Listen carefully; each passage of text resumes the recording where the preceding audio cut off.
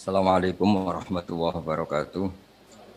Alhamdulillah wassalatu wassalamu ala Rasulillah Sayyidina Maulana Muhammadin wa ala alihi washabihi ajmain. Amma ba'du. Yang kita hormati bersama, yang saya hormati Dr. Hadijah Ida Fauzia, MSI, selaku Menteri Tenaga Kerja, Bapak Anwar Sanusi PhD, Sekjen Kemenaker, dan semua pejabat tinggi Madya, semua yang di lingkungan Kemenaker dan teman-teman yang hadir di sini di pondok kami, semua yang saya hormati, semua warga Indonesia, semuanya teman-teman kita yang saya hormati. Saya insya Allah ngisi 15 menit, mungkin itu maksimal. Karena kemarin saya dibilangin sama mbak saya, Mbak Hin, staf khusus di Kemenaker, junior Bu Menteri ketika di Pondok Bahrul Ulum di Jombang. Saya tidak akan memberi nasihat banyak, tapi saya punya filosofi tentang ketenaga kerjaan. Tadi sudah disebut bahwa nilai kerja itu ibadah. Agama manapun pasti setuju kalau orang mendapat rezeki atau mendapat kebutuhannya lewat jalan yang halal. Jalan yang halal itu biasanya pilihannya itu ya kerja, terus mungkin warisan, terus hibah. Ini penting saya utarakan karena saya nanti akan baca beberapa makalah yang diriwayatkan ulama-ulama top, termasuk kitab Ihya, kitabnya Imam Ghazali. Kenapa kita bicara tentang pekerjaan? Harusnya kita ketika dapat rezeki itu asumsi Islam, asumsi kebaikan, itu to'amul wahid yakfi isnan, ya. Jadi makanan jatah orang satu atau rezekinya orang satu itu normalnya bisa dimakan orang dua. Wa to'amusnaini yakfi arbatan, normalnya rezekinya orang dua itu bisa dimanfaatkan, bisa mencukupi orang empat. Jadi kekacauan dunia ini dimulai karena jatahnya orang satu menghabiskan jatahnya orang 1000. Jadi gara-gara kerakusan itu terus sistem sosial itu menjadi kacau. Harusnya itu to'amul wahid yakfi isnen, wa to'amusna ini yakfi arbatan. Jadi jatah rezekinya orang satu bisa menghidupi orang dua ke atas, jatahnya rezekinya orang dua bisa menghidupi orang empat ke atas. Kemudian ini saya baca saja supaya tambah berkah beberapa teks tentang pekerjaan. Di sini di kitab Ihya di halaman 85 kalau kitab saya tentang keutamaan kerja. Di sini dijelaskan inna minadz-dzunubi dzamban la yukaffiruhu illal hammu fi talabil ma'isyah. Ya, jadi sebagian diredaksikan minadz-dzunubi dzunubun la yukaffiruha illal hammu fi talabil ma'isyah. Jadi sebagian dosa itu ada dosa yang tidak bisa dihapuskan oleh istighfar, tidak bisa dihapuskan oleh sedekah, tidak bisa dihapuskan oleh misalnya wiridan.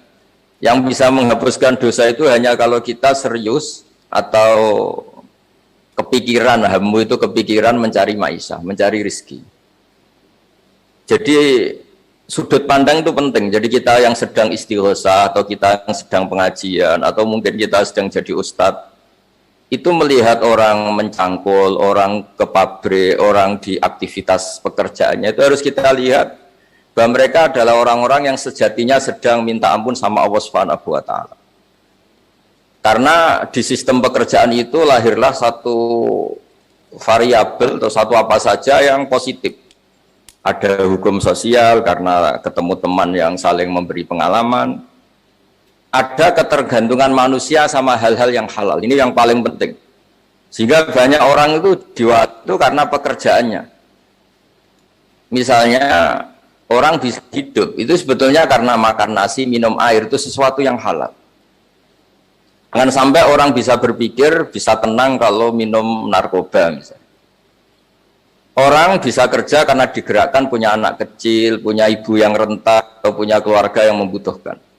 Jangan sampai orang kerja karena digerakkan oleh keinginan ngumbar nafsu, karena hal-hal yang maksiat.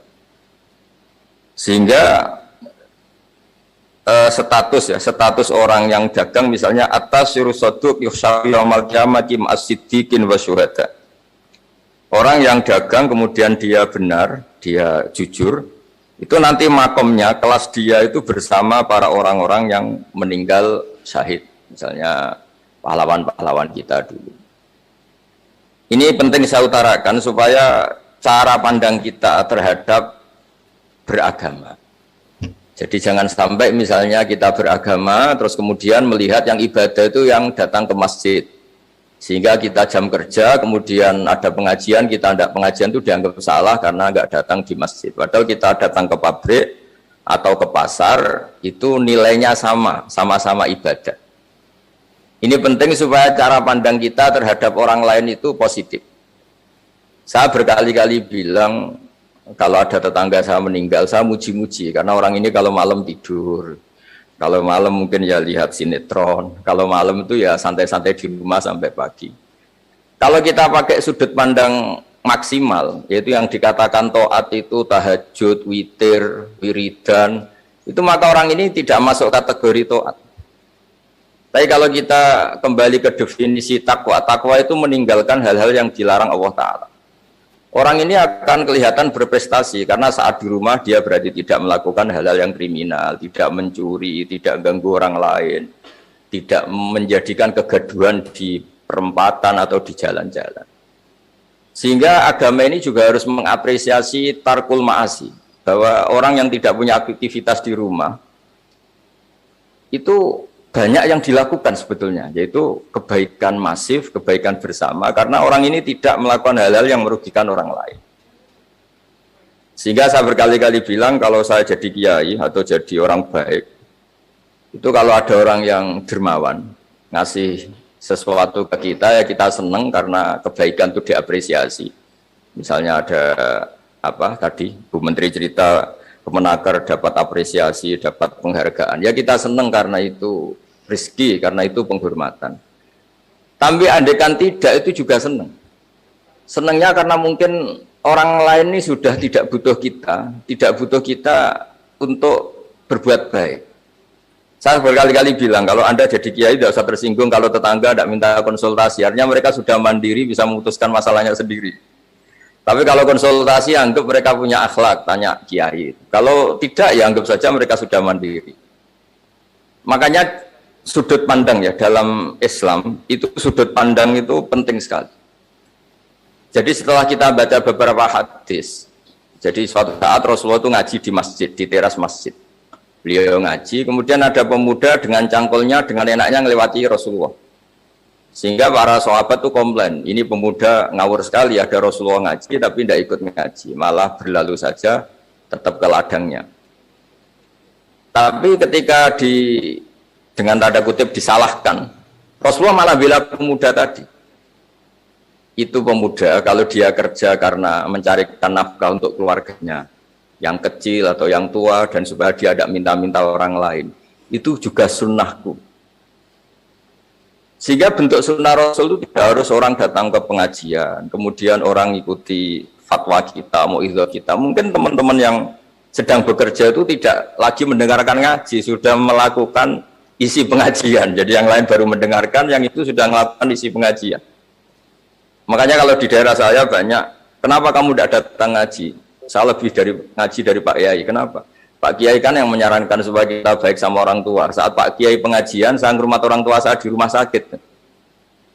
Tapi kadang-kadang kita pakai ukuran kita sendiri. Yang nggak datang pengajian itu orang jelek karena nggak mau datangin pengajian. Padahal jangan-jangan yang sedang di rumah itu yang sedang melakukan isi pengajian itu. Ya dia tidak datang karena ngerawat orang tuanya, karena sedang asik dengan istrinya. Itu juga harus disebut bagian dari kebaikan. Karena dalam kebaikan Islam, Nabi pernah ngendikan wa fi buti ahadikum shadaqah. Kamu kumpul dengan istri kamu itu sedekah. Sampai sahabat protes, "Ya Rasulullah, masa ayati ahaduna syahwatahu wa walahu ajrun?" Masa urusan seneng-seneng sama istri dia dapat pahala? Terus Nabi menjawab, "Alaysa law wada'aha fi haramin akana ali wisrun." Kalau pelampiasan syahwat itu untuk hal yang negatif atau yang haram, dia akan dosa. Maka ketika meletakkan yang benar, dia juga dapat pahala. Jadi pahala itu segampang itu. Orang asik dengan anaknya, dengan cucunya, bercengkrama di rumah. Itu ya pahalanya besar. Karena saat itu berarti dia meninggalkan maksiat, dia tidak hura-hura dengan sesuatu yang dilarang agama.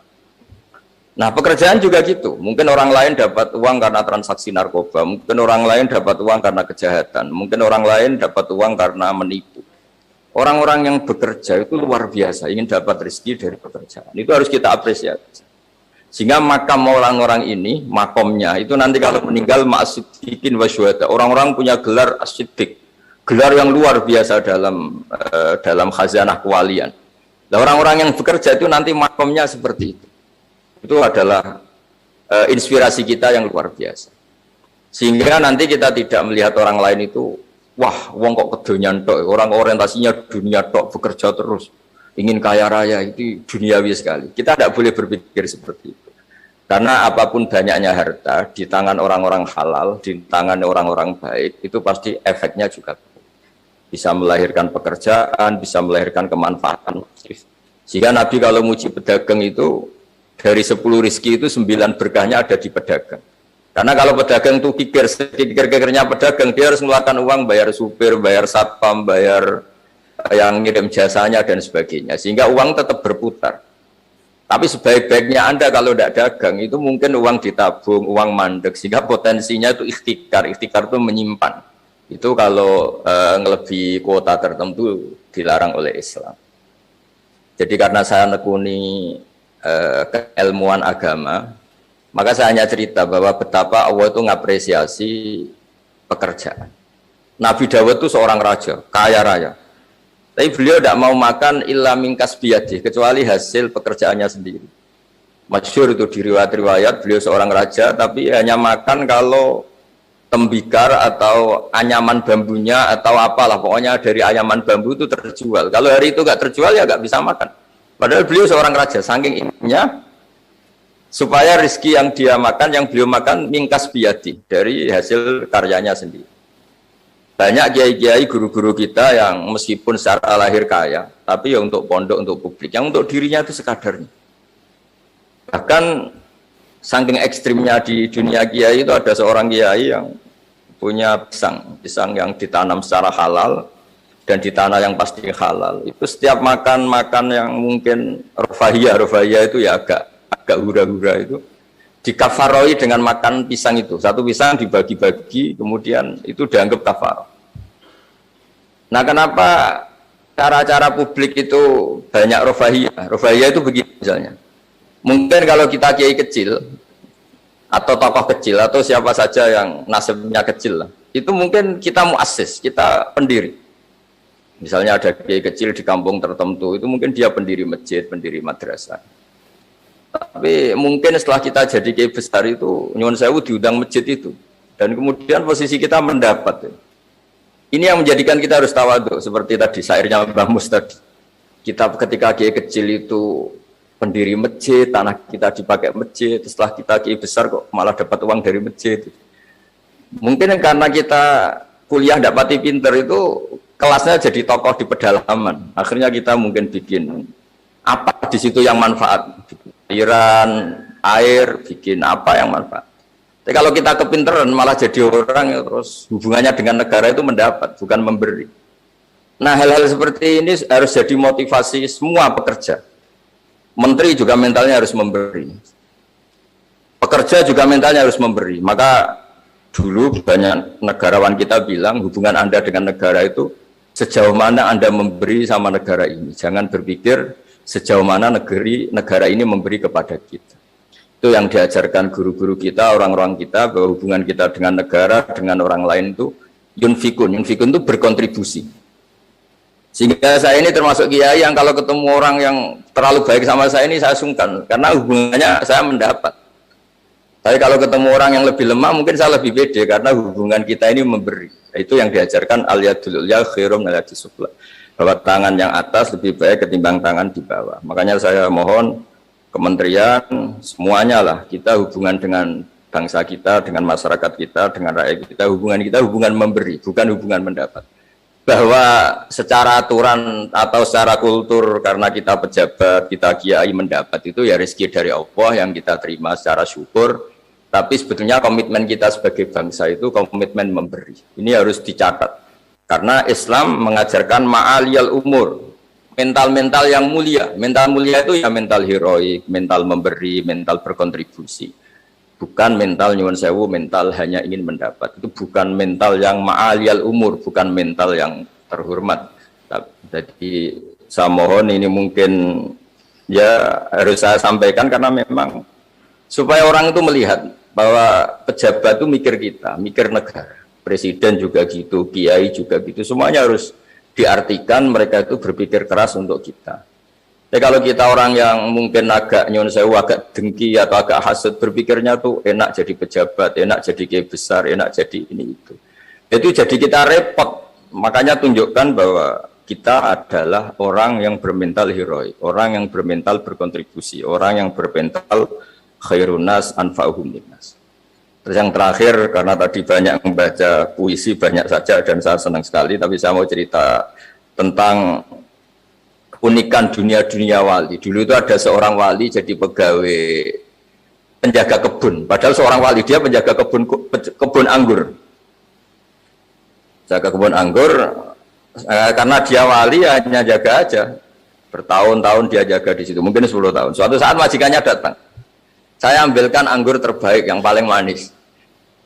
Karena dia agak pengalaman ngambil yang merah merona, yang tidak kehitam-hitaman dia ambil. Ternyata kecut sekali, masam sekali. Majikannya marah-marah. Kamu kerja di sini 10 tahun tidak pengalaman. Harusnya kamu bisa membedakan mana yang manis, mana yang masih masam. Ya saya ini kan kiai, jadi tidak pernah ngambil sesuatu yang tidak hak saya. Kira-kira kalau Anda punya karyawan seperti itu tuh bingung apa Anda? Kalau dibilang khianat, tidak pernah khianat, tapi akhirnya nggak bisa disuruh karena nggak pengalaman. Itu ibarat Anda punya pembantu, ayo anterin saya tidak bisa nyupir. Mobil nganggur banyak kok tidak bisa nyupir, karena saya tidak pernah gerasap. Jadi itu memang apa ya? Jadi akhirnya terus si majikan tadi, sudah kamu jadi guru saya aja, jadi ustadz, kamu nggak pantas jadi pekerja, kata terus akhirnya. Dan ternyata si pekerja tadi termasuk wali besar yang ditulis di khazanah kewalian itu gara-gara kerja 10 tahun di kebun anggur, dia nggak sama sekali nggak pernah makan. Suatu saat majikannya datang minta diambilkan anggur terbaik, ya dia ngambil sekenanya yang dikira baik, terus ternyata itu kecut sekali, masam sekali. Ketika dimarahin ternyata karena dia nggak pernah sama sekali mencoba untuk ngambil anggur itu karena dia merasa tidak haknya.